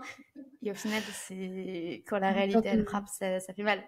Quand tu vois que ton corps commence à lâcher, tu te dis que oui, je comprends l'idée du moteur. Là, il va falloir passer à la réparation chez le mécanicien si je continue à pas faire de pause, à pas recharger la batterie, quoi. Complètement. Oui, moi aussi, j'aime les métaphores. C'est des bonnes leçons parce que... Non, mais moi, j'aime bien partir du constat qu'en fait, si je suis arrivée à ce niveau-là, c'est parce que j'ai fait les choses. Et je pouvais pas, en fait, l'anticiper. Si tu le vis pas, tu peux pas savoir. Et c'est pour ça aussi que j'arrive aussi bien à me connecter avec les gens dans la But First Academy, parce que je comprends chaque mot que les personnes me disent, parce que c'est une douleur que moi j'ai déjà eue ou que j'ai déjà vécue. Et c'est marrant parce que parfois quand on me dit « Ouais, j'ai l'impression que tu as écrit le contenu pour moi », en fait, non, j'ai écrit le contenu pour moi de manière très égoïste, d'il y a quelques mois, et j'aurais aimé que quelqu'un me dise ça. C'est pour ça que je te comprends aussi bien. Parce que je l'ai vécu et parce que je fais preuve aussi de beaucoup de transparence avec les gens de la But First Academy. Parfois, c'est la merde, parfois, c'est compliqué, parfois, j'ai envie de lâcher. Parfois, je suis super heureuse que limite, en fait, je suis une machine de guerre et il n'y a personne qui m'arrête. Et je vais travailler pendant 20 heures parce qu'il y a un projet que je kiffe. Et après, il n'y a plus d'énergie. Et en fait, c'est un cycle. Et c'est ce que j'expliquais l'autre jour. J'ai l'impression d'être constamment dans des montagnes russes d'entrepreneurs où parfois, tu as un énorme pic où tu es super content, tu as une adrénaline de dingue. Et après, quand tu descends bas. Et là, tu te dis, je suis qu'une grosse merde. Et le surlendemain, ça va beaucoup mieux. Tu peux tout faire. Et en fait, c'est tout le temps comme ça. Et c'est pour ça qu'en fait, ce manque de stabilité fatigue beaucoup. Et c'est pour ça que je veux mettre aussi en garde les gens que c'est pas tout beau, tout rose. C'est pas tout beau, tout rose. Il faut faire preuve de patience. Et moi, si j'ai une question à vous poser, et j'aimerais vraiment que vous la gardiez forte, vraiment fort en vous. Si demain, on vous donne un business avec des millions, avec des grandes équipes à gérer, avec des stratégies à mettre en place, est-ce que vous acceptez le challenge? Je pense pas. Parce qu'on n'a pas encore les épaules pour. Les épaules, elles viennent avec le temps. Et quand vous rêvez des 100 000 euros, des 10 000 euros par mois, ça engendre beaucoup de choses derrière que vous ignorez. Donc, il est important de garder en tête et de se dire demain, si on me donne Apple ou si on me donne Hermès ou si on me donne toutes les marques que vous voulez, est-ce que je le prends? Mais honnêtement, je suis pas convaincue. En tout cas, moi, je le prendrai pas pour le moment parce que je suis pas prête pour ça. C'est hyper intéressant ce que tu dis et c'est vrai que souvent quand on se lance dans l'entrepreneuriat, on a toujours cette phrase-là que quelqu'un nous dit, forcément, tu vas voir, au début, c'est les montagnes russes, etc., tu vois.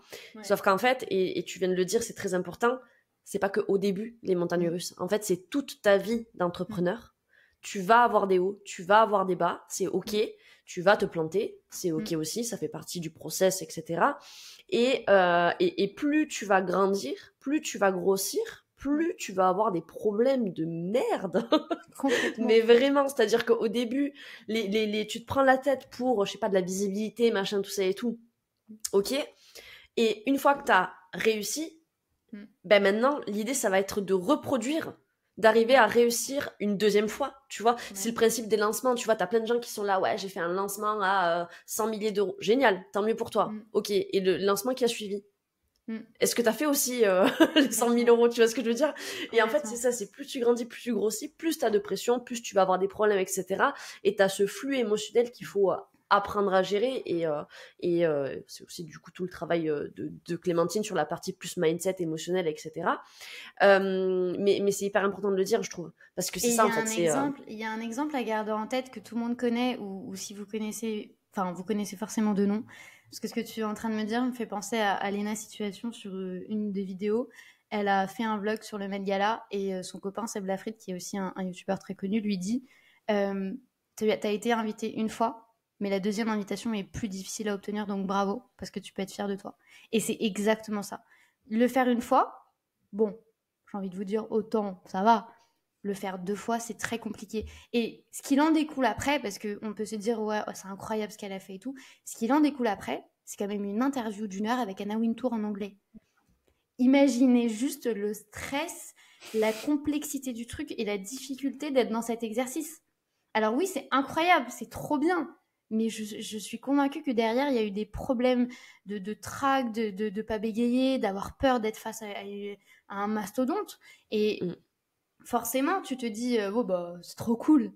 Mais moi, je vois pas... Oui, c'est super cool, attention. Hein. Mais je vois aussi et surtout le... Ah putain, bordel de merde. Genre, waouh. En termes d'énergie, en termes de trac, en termes de préparation, en termes de... Il faut pas qu'il y ait de problème technique. Là, on est à la minute, on est à la seconde près. Enfin, il y a beaucoup de choses. Donc, je dirais que les problèmes et la responsabilité grandissent aussi avec le business. Et c'est pour ça que j'aime bien ce temps qu'on nous accorde en tant qu'entrepreneur d'évoluer. Et c'est pour ça, moi, les petits pas, ils sont très importants. C'est une marche après l'autre et tous les jours un petit peu. Et c'est là où réellement on va réussir à atteindre notre objectif. Et je prends souvent Léna en exemple parce que Léna, elle a quand même fait 5 ans de vidéos YouTube sans que personne lui donne l'heure. Et là maintenant, c'est la personne la plus bankable et tout le monde la remarque et tout le monde se l'arrache. Mais pendant 5 ans, personne ne lui a donné l'heure sur YouTube. Donc, ouais. Et puis pareil, dans l'exemple de Léna aussi, elle avait sorti une série de vidéos, je sais pas si c'était l'été dernier ou il y a 2 ans, je sais plus, sur la création de l'hôtel Mafouf, son concept du coup de pop-up, etc. Où en gros, toi tu vois le beau côté, tu vois le truc où t'arrives, tout est designé, tout est chouette, machin, tout ça et tout. Et en fait, elle a sorti une série de 3 vidéos que j'avais étudiées en publication, où en fait, elle te racontait vraiment l'envers du décor et les états dans lesquels elle s'est mise toute seule comme une grande, parce que la pression, parce que le stress, parce que la première fois ça avait marché, donc il fallait le refaire une deuxième fois, encore plus beau, encore plus grand, etc. Et que c'est pas si... En fait, tout ce que tu vois, tout ce qu'on te montre, c'est clairement pas la vérité. Et c'est pour ça que c'est un super exemple, Léna. Et ça serait notre rêve un jour, si elle nous entend, de l'interviewer sur le podcast de la loose. Je t'avoue, moi, je sais pas si je kifferais l'interviewer parce que je pense que je serais... Alors, autant il y a des personnes qui sont très simples et que j'adore, etc. Autant, en fait, ça me ferait peur. Tu vois, cette fameuse peur de l'imposteur, de dire, en fait, moi, je fais rien d'autre que juste parler derrière mon micro. Est-ce que je suis réellement légitime? En fait, t'as toujours ce truc de te dire, ce serait fou, mais est-ce que j'ai réellement le droit? Ouais, du coup, c'est vachement intéressant ce que tu dis par rapport à ça, à la légitimité. Après, on va s'arrêter, mais ça me fait sourire parce que, justement, même avec Lise, on voit les invités un petit peu et justement, on a de l'ambition pour certains invités. Et c'est vrai qu'autant j'avais ce truc de « ouais, mais attends, on va pas interroger ces personnes-là, tu te rends compte ?» Puis maintenant, en fait, je me suis débloquée et je suis là genre « mais en fait, c'est des gens comme toi et moi. C'est juste des personnes, des êtres humains. » Alors, au pire, je me prends un nom, mais en fait, c'est pas que je suis personne. Je suis juste quelqu'un qui a envie d'aller interviewer quelqu'un d'autre, qui me raconte sa vie et je suis sûre que ça va aider des gens. Mais je comprends le blocage, mais ça me fait sourire maintenant parce que je suis là genre Mais il n'y a pas de blocage, en fait. Moi, je vais te chercher n'importe qui, Obama, si tu veux. Il n'y a aucun souci, on y va. Bon, alors en anglais, ça serait plus compliqué, mais moi, c'est bon. Moi, je vais chercher les étoiles maintenant. Eh bien, on prend rendez-vous, on aura Léna sur le podcast, un jour ou l'autre. Quand, on ne sait pas, mais on l'aura.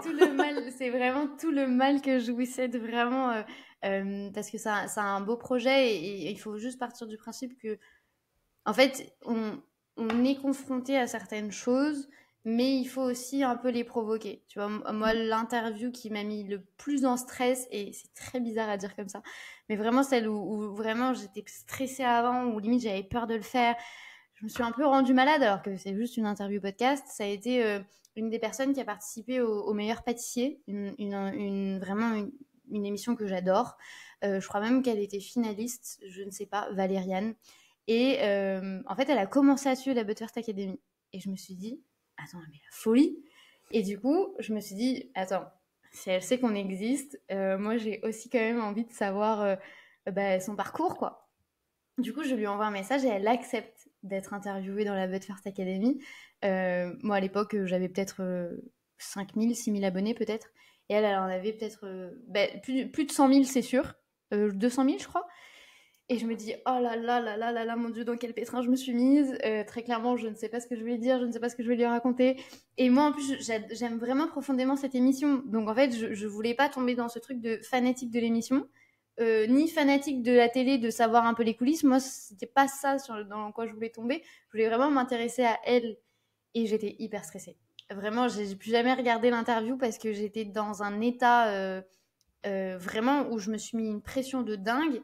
Et c'est pour ça que j'aime bien cet effet de petit pas, parce que depuis, je suis hyper chill. Parce que je pars du principe que c'est bon, j'ai dépassé moi ma barrière de légitimité que je me posais à moi-même de je ne suis pas capable. Maintenant, je sais que je suis capable et je sais que je peux y arriver, quand bien même je vais souffrir avant, je vais avoir mal au ventre, je vais avoir la gorge sèche, je vais avoir les mains moites, je vais être super stressée. Le matin, dès que je vais me réveiller, je vais me dire je veux trouver une solution, je ne veux pas faire ça. Et après, quand tu es sur le moment, ça se passe bien. Mais il faut aussi provoquer certaines choses. Et c'est pas parce que parfois on a peur ou parfois on ne se sent pas légitime qu'on se dit bon, c'est bon, tranquille, je fais pas grand-chose. Parce que l'entrepreneuriat en soi, c'est réellement sortir de sa zone de confort. Alors, ça veut pas dire se mettre à mal et toujours être dans la souffrance, pas du tout. Mais c'est juste se dire, aujourd'hui, je suis capable de faire ça. Dans quelle difficulté ça pourrait me mettre? Est-ce que j'accepte de me mettre dans cette difficulté? Le lendemain, si on l'a surpassé, c'est quoi l'étape d'après? Parce que sinon, vous allez juste être un entrepreneur parmi tant d'autres qui n'évoluera pas et qui verra juste les autres évoluer et se dire pourquoi moi j'y arrive pas. Et ça revient très bien à ce qu'on disait au début. Moi, pendant 8 mois, j'ai pas voulu voir parce que ça allait me mettre dans un challenge que je savais pas si j'allais réellement l'accepter ou du moins bien le vivre. Parce qu'encore une fois, légitimité, syndrome de l'imposteur, je suis qu'une merde, j'y arriverai jamais, pourquoi moi et pas quelqu'un d'autre? Et encore une fois, encore aujourd'hui, parfois, ça m'arrive, si vous m'avez eu en DM, ça m'arrive de vous demander par curiosité, mais du coup, pourquoi la Butterfest Academy? Parce que j'ai besoin aussi, tu vois, moi, de mon côté, de me dire, on a choisi la BFA plutôt que quelqu'un d'autre, mais pourquoi? Pourquoi alors qu'il y a tellement de monde? Et moi, je suis pas coach Instagram, je fais pas de coaching, ni rien du tout, mais pourquoi est-ce qu'on vient vers moi? Et c'est important que j'ai besoin de le savoir, parce que ça me conforte dans mon, ok, j'ai pris un risque, j'ai pris une décision, je suis constamment dans une difficulté qui est autre que celle du début, mais je suis constamment dans une difficulté, parce que tous les jours, tu sais jamais quelle est la merde qui va t'arriver, il y a toujours un truc qui te tombe dans le coin toujours, vraiment tous les jours, il y a un petit truc qui va t'énerver, un petit truc qui va t'agacer, une petite automatisation qui va pas marcher, un bug, un truc, il y a toujours quelque chose. Est-ce que ça vaut réellement le coup, tout ça? Et au final, tu te rends compte que oui, mais tu laisses quelques plumes. Mais c'est super cool quand même. C'est la transition parfaite. On va tranquillement se diriger vers la fin de cet épisode. Mais avant de conclure, du coup, on aimerait te demander, justement, si tu pouvais, de manière, on va dire, très synthétique, donner un conseil, par exemple, très pratico-pratique, très opérationnel, ça se dit pas ce que je viens de dire, très opérationnel et applicable là maintenant de suite, et aussi un conseil vraiment purement plus mindset émotionnel à la rigueur que tu aimerais que les gens retiennent en fait de cet épisode-là. Qu'est-ce que ça serait pour toi? Ok, alors un passage à l'action, et vraiment, je vous invite réellement à le faire. Là, vous allez pas écouter le podcast en mode oui, non, vous le faites maintenant. Vous prenez votre téléphone, vous allez sur Instagram, dans les statistiques, regardez les 30 derniers jours, quel est le contenu qui a le mieux performé pour vous, en termes de visibilité, en termes de commentaires, et je vous invite réellement à aléatoirement prendre 5 abonnés à vous, bon, c'est mieux s'ils sont qualifiés, et à leur envoyer un message, un vocal. J'espère que tu vas bien, juste dis-moi pourquoi est-ce que tu nous suis, ou quelle est ta difficulté du moment, quel est ton objectif du moment, quel est ce que vous voulez, je m'en fiche. J'ai un truc stratégique pour vous, parce que comme ça, vous allez comprendre ce qui fonctionne de votre côté, et surtout, vous allez donner de la parole à l'humain. Encore une fois, en contenu, on ne pense pas, en contenu, on vérifie. Allez vérifier les informations auprès des gens, demandez-leur. Vraiment, ça c'est très actionnable, ça va vous prendre que quelques minutes. J'aime pas les choses qui prennent trop de temps et j'aime encore moins quand c'est compliqué. Ça doit être facile, simple et rapide. Là, c'est simple, facile et rapide. Donc ça, ce seraient les deux choses. Et en fonction de ce que vous analysez dans vos statistiques, faites en sorte de le tester pendant une semaine. Là, vous voyez que ça fonctionne bien, donc ça a bien fonctionné les 30 derniers jours. Pendant une semaine, faites un test avec ce format-là, avec cette thématique, avec cet angle. Vous pouvez très bien réutiliser une même idée et la recycler 5 fois de 5 manières différentes avec un exemple, une story, ce que vous voulez, des techniques, des stratégies, un parcours client que vous avez pu voir ou un truc qui vous a inspiré dans la rue, le boucher, la poste, ce que vous voulez. Mais réutilisez-le et une semaine plus tard, je veux que vous envoyiez un message à la But First Academy, que vous me disiez si ça a marché ou pas et que vous le fassiez vraiment. Au niveau mindset, je vais répéter une phrase que j'ai déjà dit dans ce podcast parce que c'est une phrase qui m'est chère et c'est une phrase qui m'accompagne tous les jours, réellement. Il est impossible de dépasser une personne qui n'abandonne jamais. Littéralement. Trop bien. Merci. J'aurais pas dit mieux, franchement. Moi, je sais que c'est la phrase qui m'a aussi beaucoup marquée quand tu l'as dite tout à l'heure. Donc, ça résume très bien. Parce que ça permet de dédramatiser aussi beaucoup de son côté et de se dire que déjà, de 1, on n'est pas seul. De 2, il y a toujours des difficultés, il y en aura toujours, quelle qu'elle soit. Cette phrase m'accompagne en tant qu'entrepreneur, mais elle m'accompagne aussi dans la vie, dans la vraie vie, vraiment dans la vie privée. Mon compagnon, qui aujourd'hui est mon mari, mais j'ai encore beaucoup de difficultés à le dire, me dit tout le temps, si c'était facile, ce serait pas pour nous. Et en fait, cette phrase, je la garde fort, fort, fort en moi et je me dis tout le temps, si c'était facile, ce serait pas pour moi. Si là, je suis en train de vivre ça, c'est que j'ai les épaules pour le vivre. Il faut juste que je dépasse des peurs, que je dépasse des blocages, des difficultés et que je m'autorise à vivre certaines choses. Et en fait, petit à petit, tu avances, tu fais ton petit bonhomme de chemin. Franchement, le petit 1% par jour d'évolution. Et c'est pour ça, gardez vraiment cette phrase fort, fort en vous. Parce que quand bien même, parfois, vous allez être en boule dans votre canapé en train de pleurer, quand bien même vous serez en train de fêter certaines choses, elle sera toujours là et elle sera toujours d'actualité. Génial. Parfait.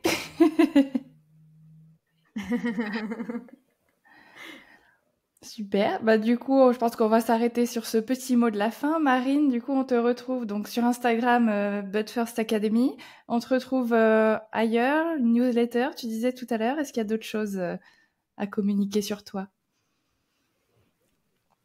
Non, sur la But First Academy. Et vous pouvez venir aussi me faire un coucou si vous voulez sur mon compte de personal branding, marine.psag. Je suis active régulièrement sur les deux. Et j'ai toujours à cœur de mettre l'humain au centre, donc n'ayez pas peur de m'envoyer un message ou de partager ce que vous souhaitez partager. C'est toujours avec plaisir que j'échange avec vous et qu'on se fasse des petits vocaux comme si on était potes. J'adore ça.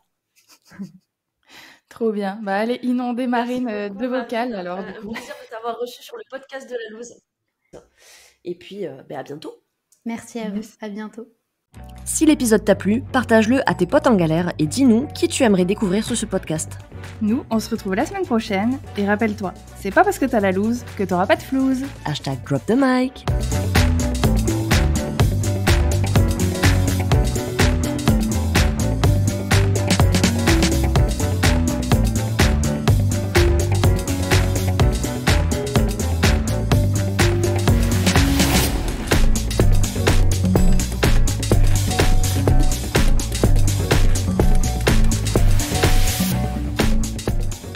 Mais qu'est-ce que tu fous?